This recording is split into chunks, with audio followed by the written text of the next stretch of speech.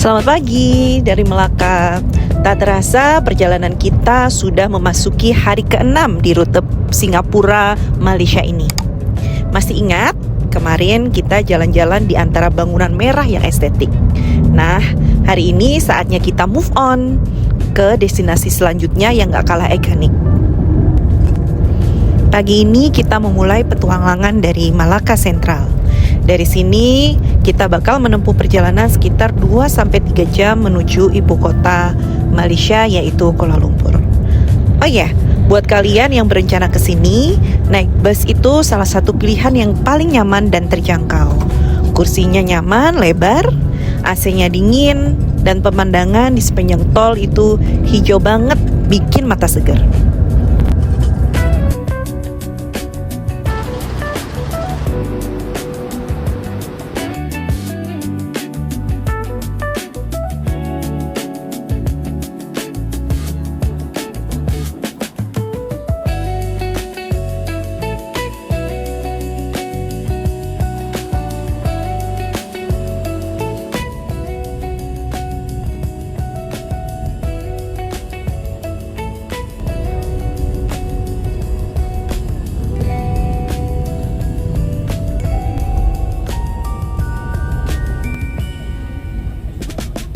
Akhirnya sampai juga di Kuala Lumpur. Setelah perjalanan bus dari Melaka, hari ini kita check-in di sebuah apartemen persis di daerah Bukit Bintang. Namanya adalah Ayat Apartemen. Kenapa kami memilih di sini? Selain lokasinya yang strategis, menginap di apartemen adalah opsi terbaik untuk anggota keluarga berjumlah 3 orang lebih.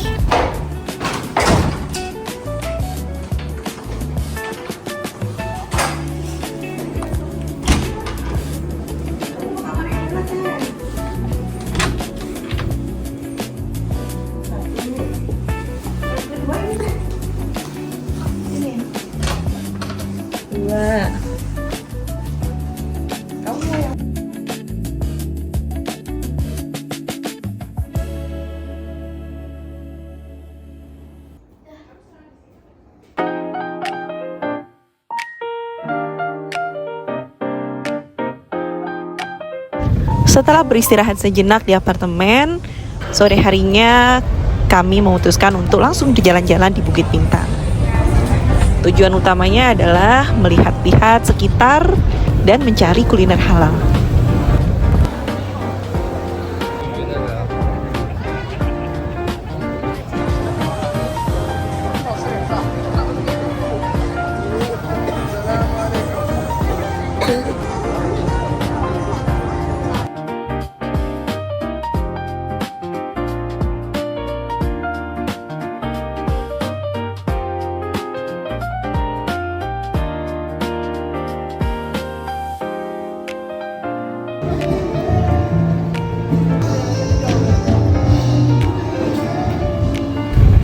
Tujuan kami pertama adalah mencari roti khas China yang viral baru-baru ini, yaitu Moon Chinese Beef Roti yang lokasinya sangat strategis. Menu andalan dari restoran ini adalah roti dengan isian daging sapi atau daging ayam atau daging kambing. Konsepnya lebih ke arah grab and go karena area duduk yang sangat terbatas. Namun aromanya yang harum seringkali menarik perhatian orang yang lewat di jalan Bukit Bintang ini.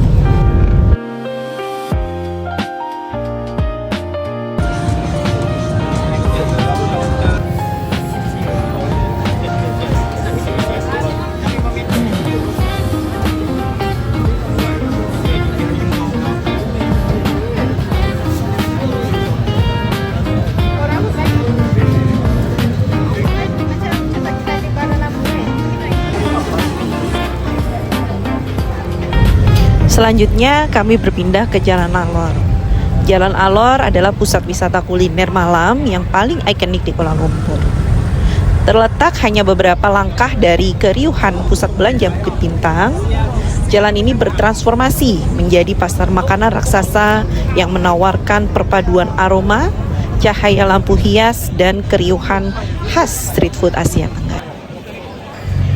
Meskipun Jalan Alor terkenal dengan seafood dan hidangan Tionghoa, sekarang makin banyak kedai yang punya sertifikasi halal dan dikelola oleh Muslim. Tipsnya, kalian tinggal cari logo halal yang terpampang jelas di depan kedai atau tanya langsung ke kru dari kedai tersebut.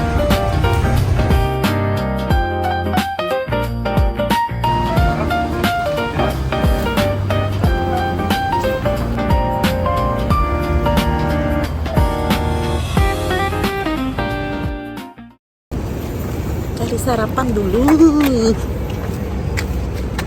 Nama lemak, hidangan ikonik khas Melayu yang menjadi kebanggaan Malaysia, memiliki rasa gurih berminyak dari santan kelapa yang meresap ke dalam nasi. Berbeda dengan nasi uduk, pakai banyak rempah, nasi lemak lebih simpel tapi kuat di aroma pandan dan jahe. Dosa adalah hidangan khas India Selatan yang menyerupai crepes. Makanan ini memiliki tekstur yang renyah di luar namun lembut di dalam. Umumnya disajikan panas-panas dengan sambar, sup lentil sayuran yang asam pedas. Makanan ini sangat umum digunakan atau disantap ketika sarapan.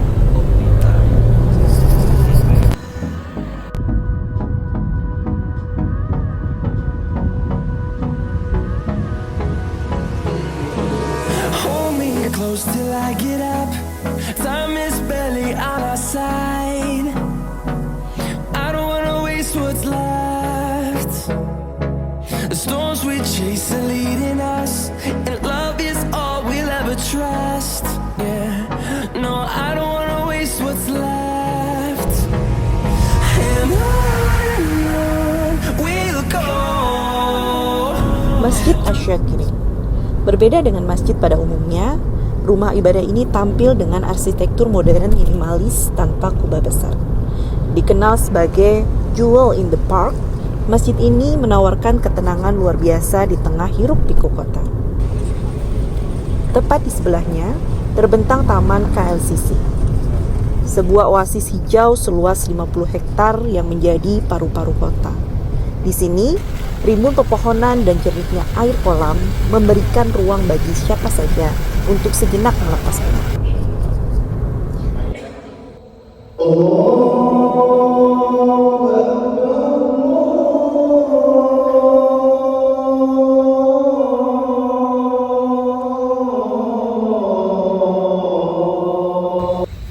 Yaitu perpindahan baginda Nabi SAW dari kota suci Mekah ke Madinah berlandaskan kepada wahyu Al-Quran. Inilah matlamat akhir daripada ibrah penghijrahan baginda Nabi SAW, sebagaimana dalam firman Allah dalam surah Al-Baqarah ayat yang ke-191 yang dibacakan di awal khutbah sebentar tadi, yang bermaksud, dan peliharalah diri kamu dari huru-hara kiamat yang padanya kamu akan dikembalikan kepada Allah, kemudian akan disempurnakan balasan tiap-tiap seseorang menurut apa yang telah diusahakannya, sedang mereka tidak dikurangkan balasannya sedikit pun. Allah madfa'ana al-bala wal waba wal ghala wal riba wal mihan wa sayyi al-asqam wa su' al-fitan. Hayya 'ala as-salat hayya 'ala al-falah.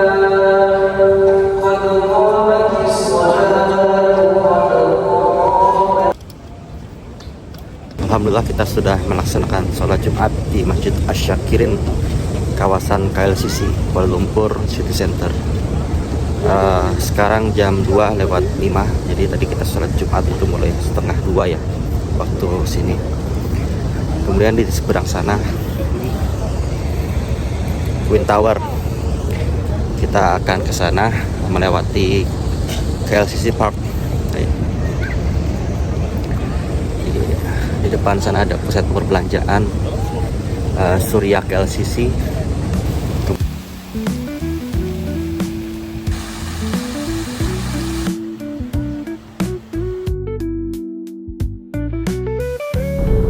Langkah kemudian membawa kita memasuki Surya KLCC.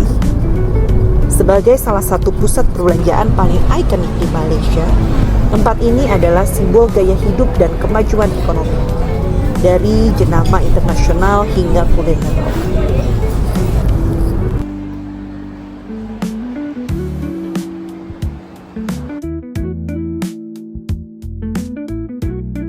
Ini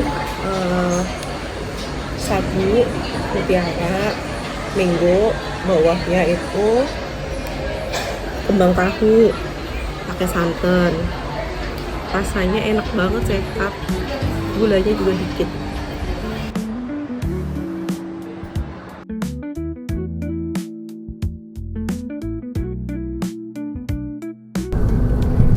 Menara Petronas. Pembangunan menara ini dimulai pada Maret 1993 dan menghabiskan waktu sekitar 7 tahun.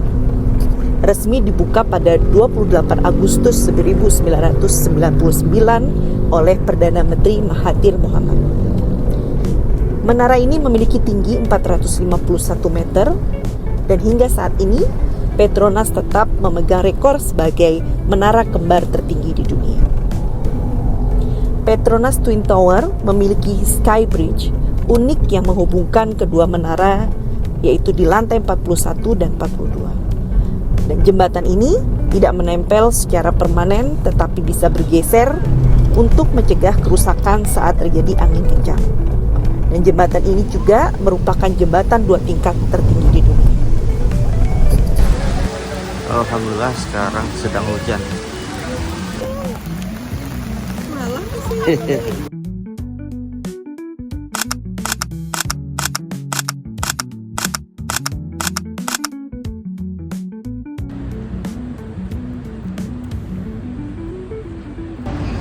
adalah lampu-lampu yang membuat Petronas berwarna kalau malam hari.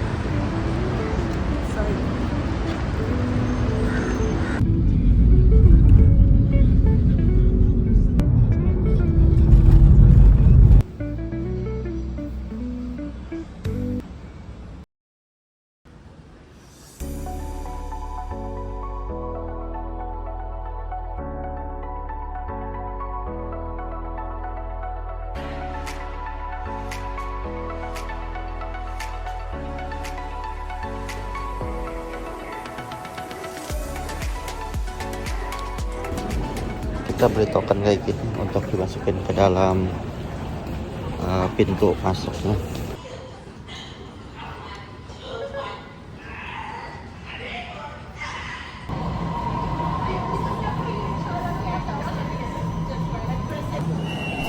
Perjalanan hari ini dimulai dengan menaiki MRT Tun Abazak Exchange menuju stasiun Pasar Seni, lalu dilanjutkan berjalan kaki menuju Central Market di pusat kota Kuala Lumpur. Kita sudah di Central Market, guys. Ini panas banget ini, guys. Sejarahnya dimulai pada tahun 1888. Yap Ah Loy, Kapiten Cina Kuala Lumpur saat itu meletakkan batu pertama bangunan sebagai pasar borsah yang sederhana untuk memenuhi kebutuhan para penambang dan warga sekitar. Seiring dengan bertambahnya populasi, pasar ini terus diperluas hingga pada tahun 1937, bangunan permanen bergaya Art Deco yang kita lihat sekarang. Namun pada tahun 70-an, rencana pembongkaran sempat muncul demi pembangunan modern. Beruntung, berkat kampanye dari Malaysian Heritage Society, gedung ini diselamatkan dan ditetapkan sebagai situs warisan budaya pada tahun 1985, lalu diubah fungsinya menjadi pusat seni dan kerajinan hingga saat ini.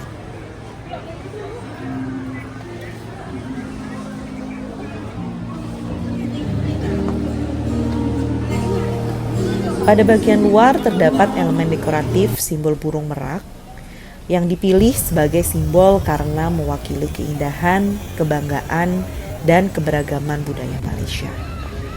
Lalu, pada bagian sisi kanan bangunan Central Market, terdapat Kasturi Walk yang adalah jalur pejalan kaki beratap dan diresmikan pada tahun 2011. Ciri khas utama dari Kasturi Walk ini adalah struktur atapnya yang menyerupai bau bulan atau layang-layang tradisional Malaysia raksasa setinggi 15 meter.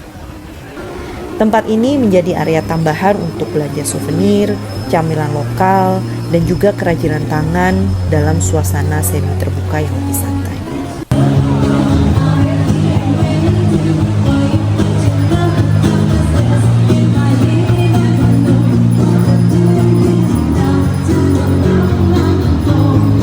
Gedung utama Central Market Kuala Lumpur memiliki luas lantai yang mencakup area sekitar 7.500 hingga 8.000 meter persegi.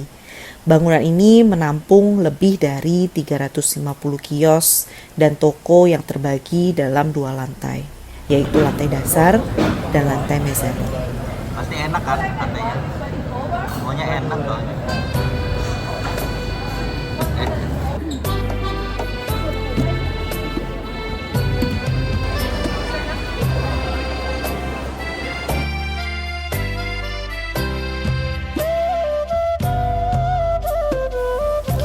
Hanya dalam 5 menit berjalan kaki santai menyusuri tepian sungai, kami tiba di titik nol kota. Masjid Jamek Sultan Abdul Samad. Berdiri tepat di pertemuan Sungai Kleng dan Sungai Gombak, masjid tertua KL ini tampak seperti oase dengan kubah putih dan menara bata merahnya yang dikelilingi pohon palem. Di sini, kami menyusuri bagian belakang bangunan Sultan Abdul Samad yang telah dalam pemugaran atau renovasi.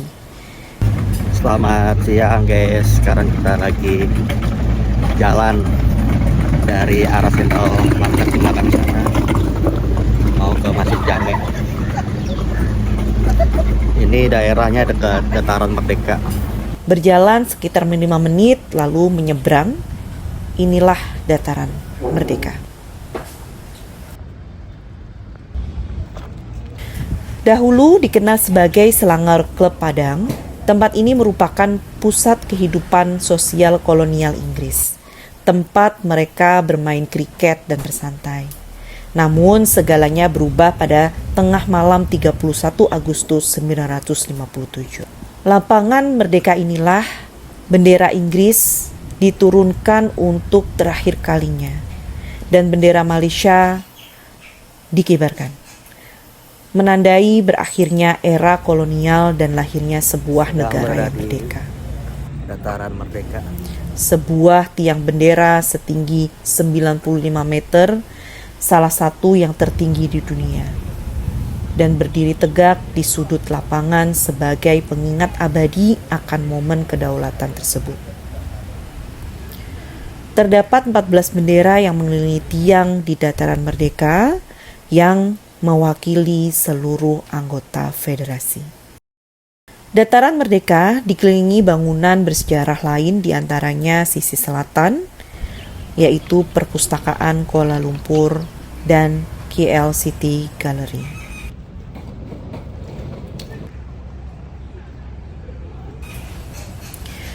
Sisi timur atau sisi depan terdapat bangunan Sultan Abdul Samad, gedung paling ikonik dengan gaya arsitektur Moorish dan menara jam setinggi 41 meter. Gedung ini memanjang sejajar dengan lapangan dan merupakan latar belakang paling populer untuk berfoto. Bagaimana dengan sisi barat atau sisi belakang? Di sisi belakang terdapat Royal Selangor Club. Kemudian di sisi utara terdapat Katedral Saint Mary, gereja Anglikan bergaya gotik tertua di Kuala Lumpur yang dibangun pada tahun 1894. Lalu terakhir, di sudut timur laut terdapat juga Panggung Bandaraya atau Teater kuno pada masanya.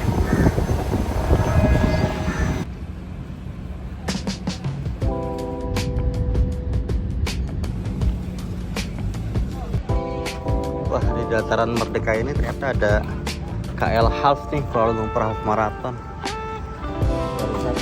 Oke guys, sudah dipastikan bahwa acaranya ini besok tanggal 29 Juni.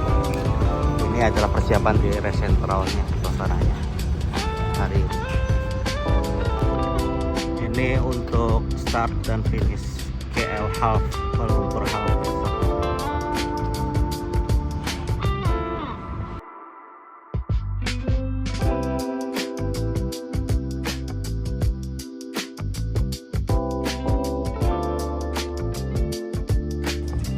Perjalanan berlanjut ke Masjid Jamek Sultan Abdul Samad. Adalah salah satu landmark paling bersejarah dan spiritual di Kuala Lumpur. Masjid ini bukan sekedar tempat ibadah, tetapi juga simbol titik awal berdirinya kota Kuala Lumpur. Dirancang oleh Arthur Benison Habeck, seorang arsitek pemerintah kolonial Inggris yang juga merancang stasiun kereta api Kuala Lumpur. Dibangun pada tahun 1907 dan resmi dibuka pada 23 Desember 1909, menjadikannya salah satu masjid tertua di Kuala Lumpur. Bagi wisatawan non-muslim, masjid ini terbuka untuk dikunjungi di luar jam sholat. Pengunjung diwajibkan berpakaian sopan atau menutup aurat, dan pengelola biasanya menyediakan jubah atau kain sarung gratis di pintu masuk bagi yang memerlukannya. Bangunan masjid terdiri atas lahan berbentuk segitiga di permukaan dua sungai. Bangunan seluas 4.000 meter persegi ini mencakup di atas lahan sekitar 1 hektar dan dapat menampung hingga 1.500 jamaah. Perjalanan antara Central Market ke Dataran Merdeka dan Masjid Jamek Al-KL ini cukup berdekatan dengan jarak antara 350 sampai 400 meter. Sebagai penutup perjalanan Explore Kuala Lumpur hari ini, kita sempatkan ke Maidin Sinar Kota, yaitu sebuah jaringan retail lokal untuk kita membeli berbagai macam hal termasuk oleh-oleh. Dan hanya 5 menit berjalan kaki dari Masjid Jamek tadi. Matrok spesial ayam goreng kunyit adalah destinasi kuliner legendaris di Kuala Lumpur yang terkenal dengan hidangan nasi ayam goreng kunyitnya. Sederhana namun sangat beraroma. Makan sampai berpeluh, porsinya cukup besar dengan harga yang sangat terjangkau, yaitu sekitar 10 sampai dengan 15 ringgit Malaysia untuk setiap satu set lengkap dengan nasi dan minum.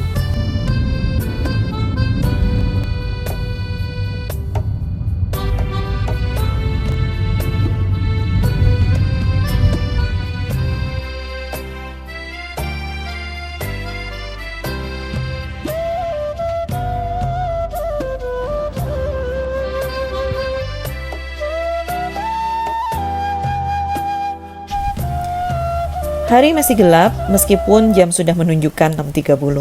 Lantaran di sini terbit adalah di jam 7:05 pagi. Dan inilah hari terakhir kami di Kuala Lumpur, sekaligus menutup petualangan kami mengunjungi Singapura, Melaka, dan Kuala Lumpur. Menaiki taksi online, kami menuju ke Kuala Lumpur International Airport yang berada di Sepang, negara bagian Selangor, atau sekitar 50 menit dari pusat kota. Kalau sini RM2. RM2. Kalau sana 3,5. Kalau sampai ke lain lebih kurang. Ini sampai ke lihat RM2. Nanti kita kasih. Yang sana itu sampai ke lain RM9 dah semua. Oh, RM9. Lagi 2 tu lagi. Oh iya.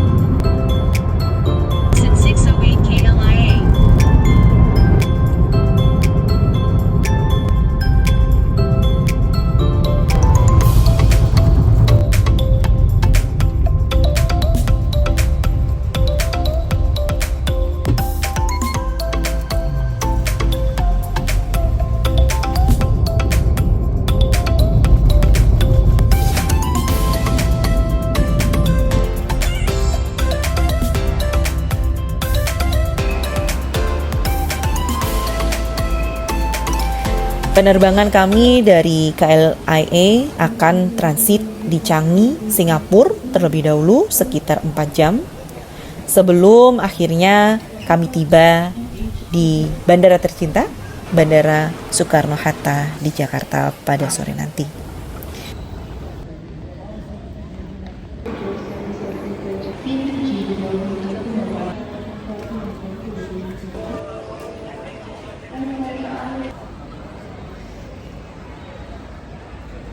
On flight SQ105 Kuala Lumpur to Singapore.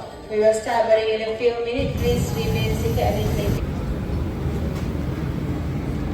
Kita sampai di Changi Airport kembali. Penerbangan berikutnya ke Jakarta jam 3 sore. Sudah 4 jam kalau kita di Changi Airport.